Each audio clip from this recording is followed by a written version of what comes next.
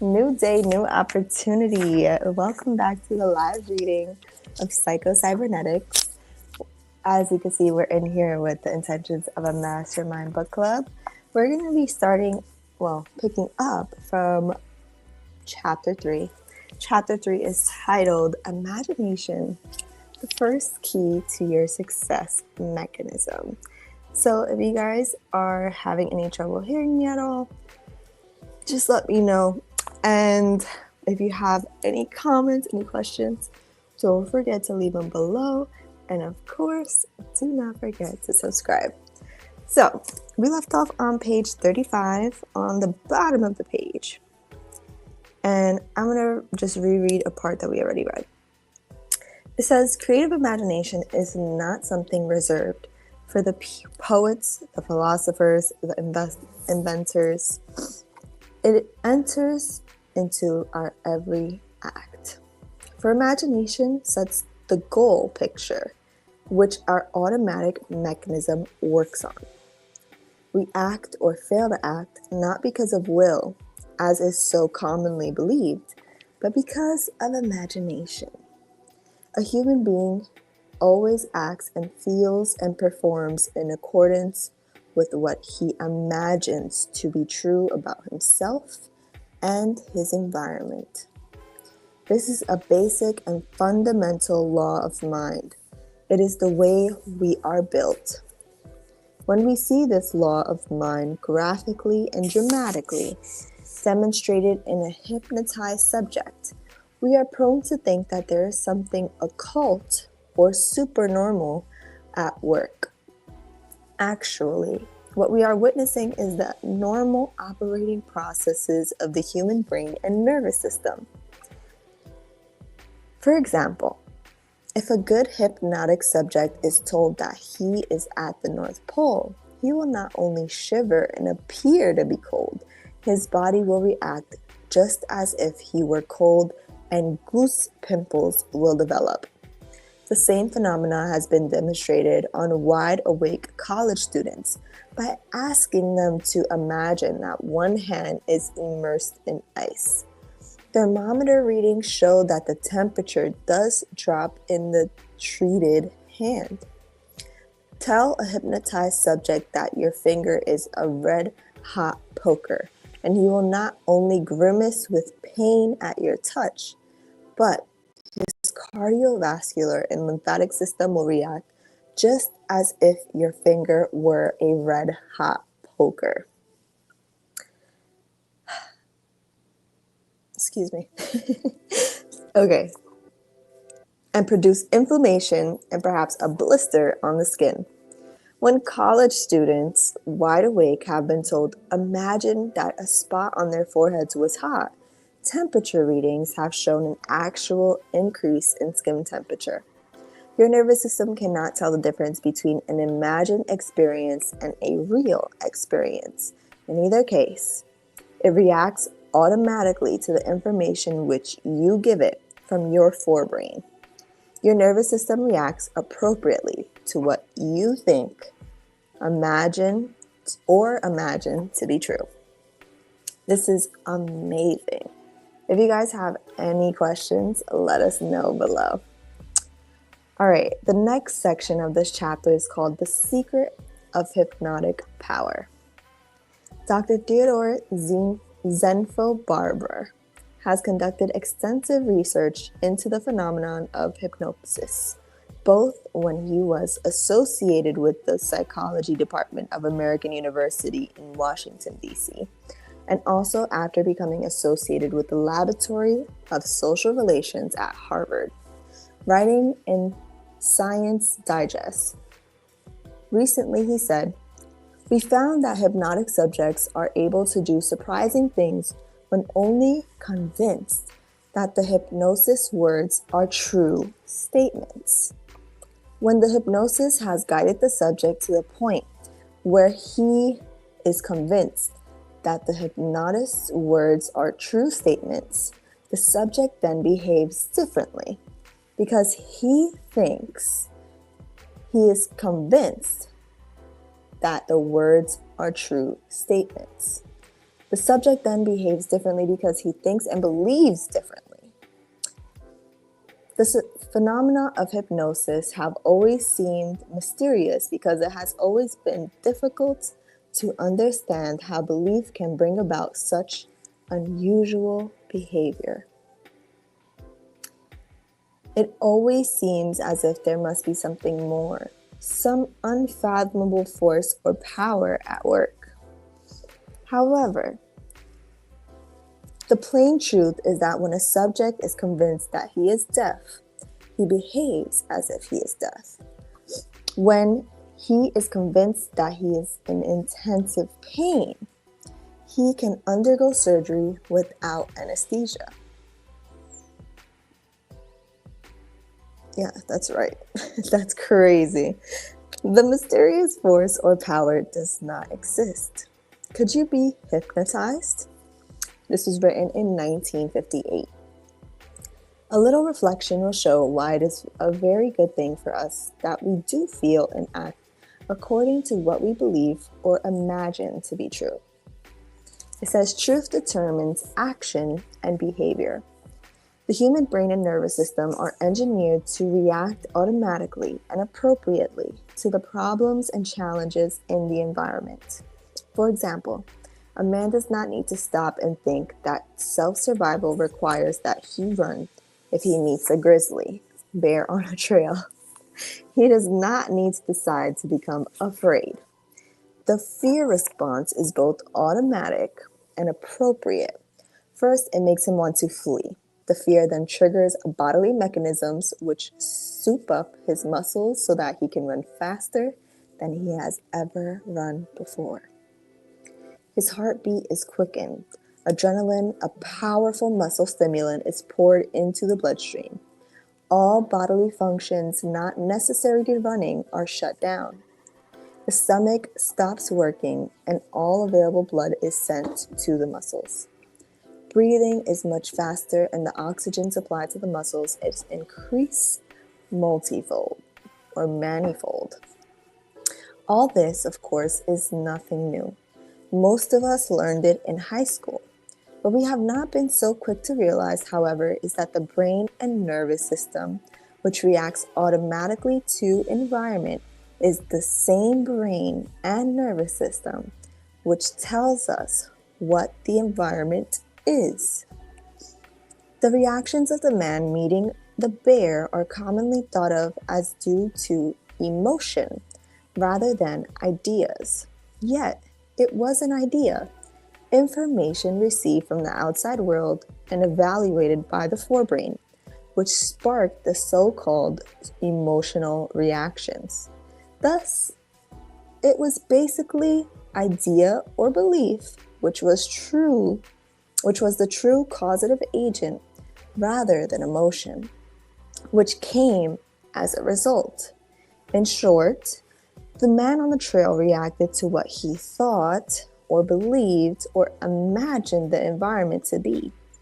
The messages brought to us from the environment consist of nerve impulses from the various sense organs. These nerve impulses are decoded, interrupted, and evaluated in the brain and made known to us in the form of ideas or mental images. In the final analysis, it is these mental images that we react to. Yet, you act and feel not according to what things are really like, but according to the image your mind holds of what they are like. You have certain mental images of yourself, your world, and the people around you, and you behave as though these images were the truth, the reality, rather than the things that they represent.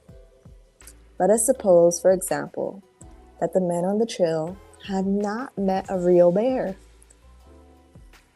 but a movie actor dressed as a bear in costume. If he thought and imagined the actor to be a bear, his emotional and nervous reactions would have been exactly the same. Or let us suppose he met a large, shaggy dog. which his fear-ridden imagination mistook for a bear. Again, he would react automatically to what he believed to be true concerning himself and his environment. It follows that if our ideas and mental images concerning ourselves are distorted or unrealistic, then our reaction to our environment will likewise be inappropriate.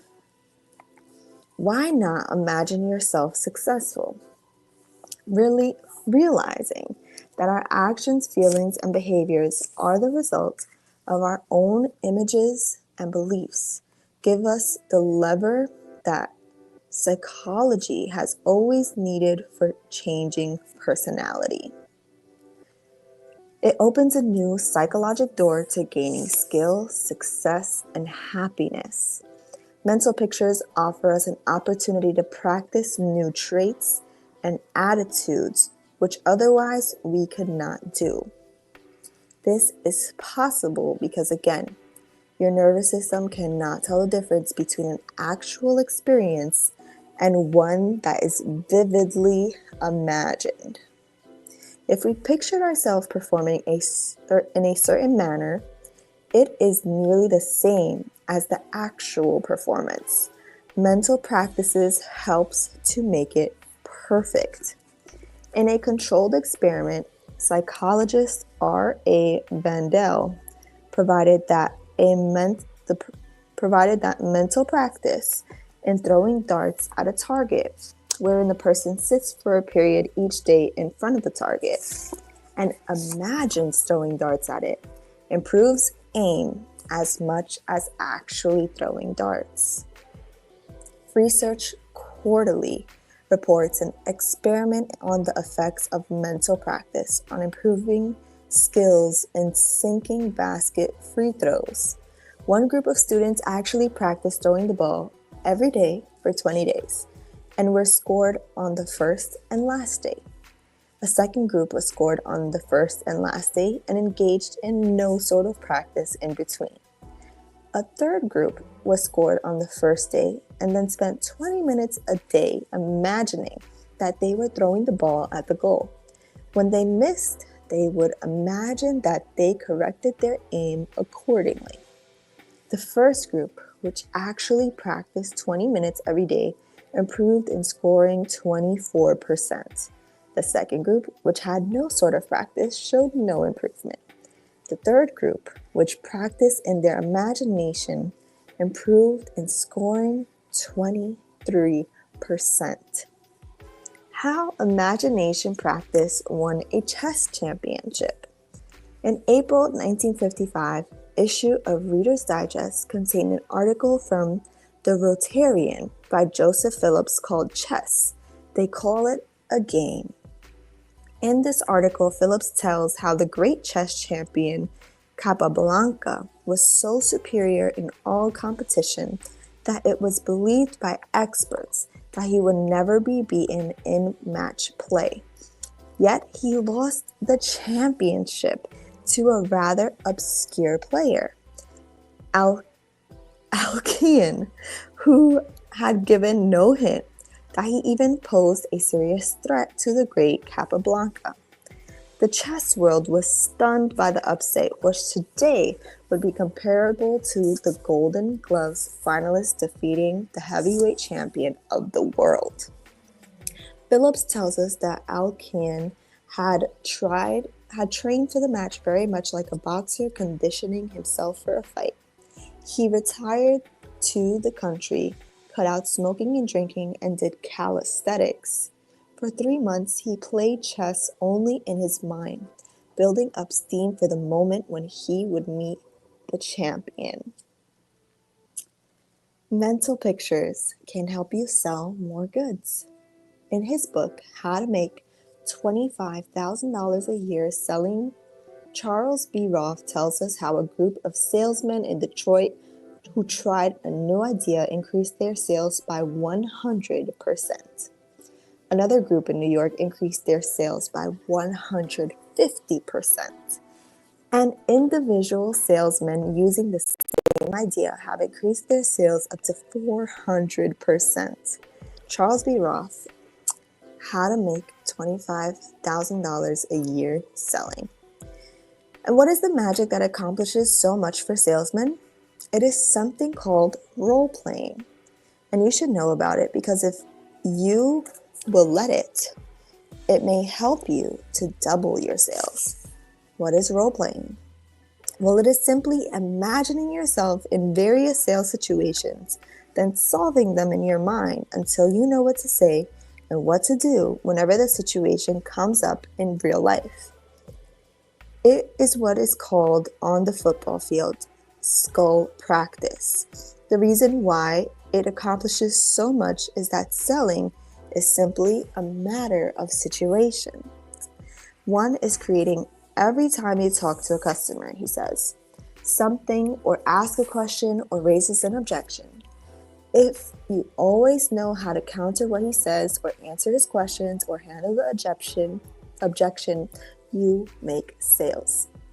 A role-playing salesman at night, when he is alone, will create these situations. He will imagine the prospect throwing the widest currents of cards at him. Then he will work out the best answer to them. No matter what the situation is, you can prepare for it beforehand by means of imagining yourself and your prospect face to face while he is raising objections and creating problems, and you are handling them properly. Wow. Today's reading was very interesting. Even if you guys are a little bit skeptical, I would definitely encourage you to try it for yourself. So I'm going to bring on our mastermind members. And remember, if you want to become a member and you want to join us live, you can definitely become a member. It's absolutely free. And we do different books and challenges all the time. So, how are you, Joy? I'm great. How are you, love? I'm good. Had an interesting weekend. This is a really, really great topic because I know, at least for my personal experience, right? Whenever I visualize and imagine situations, sometimes I visualize the worst possibilities. And then when I realize that, I'm like, wait, why am I thinking this? Like, okay, let me change it so it comes out in my favor, right? I don't just continue to focus on the, oh my God, what if this happens, and the fear in me, but I actually have become to the point where I'm self-aware enough to switch my focus and become more intently focused on how I make myself feel with my own thinking, right? And I'm able to just swap. Like, let's say I'm thinking about driving. I'm like, oh my God, what if I get into a car crash?